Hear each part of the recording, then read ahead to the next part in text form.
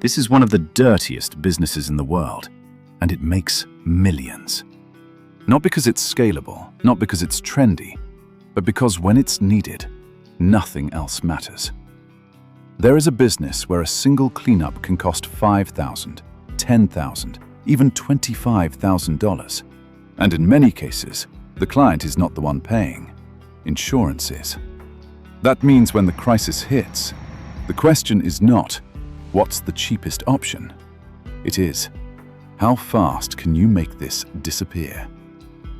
Welcome to the world of biohazard remediation. This is not ordinary cleaning. Cleaning is a commodity, crowded, replaceable, low margin.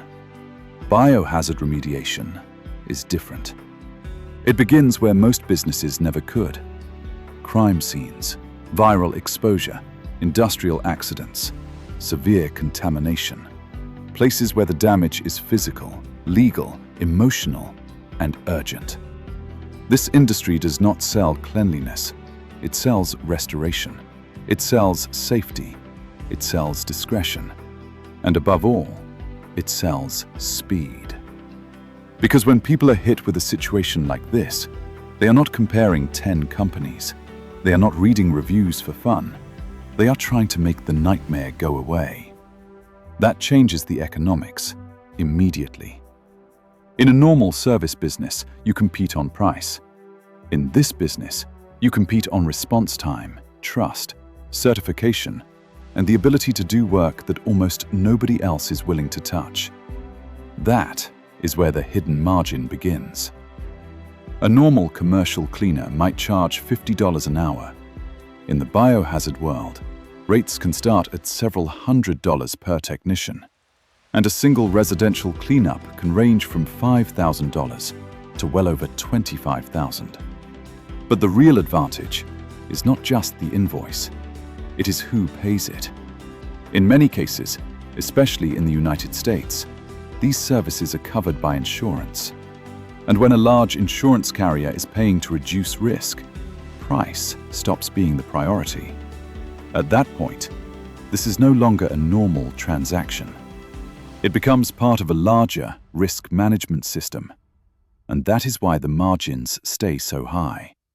Not just because the work is specialized, but because the economics are protected by urgency, regulation, and structures most people never see.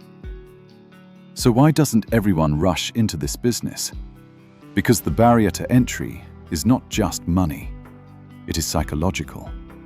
Most people don't want to see this work, they don't want to think about it, and they definitely don't want to build a business around it. That discomfort becomes the moat. The harder the work is to tolerate, the fewer serious competitors you have. And the fewer competitors you have, the stronger your pricing power becomes. That is the real logic underneath this market.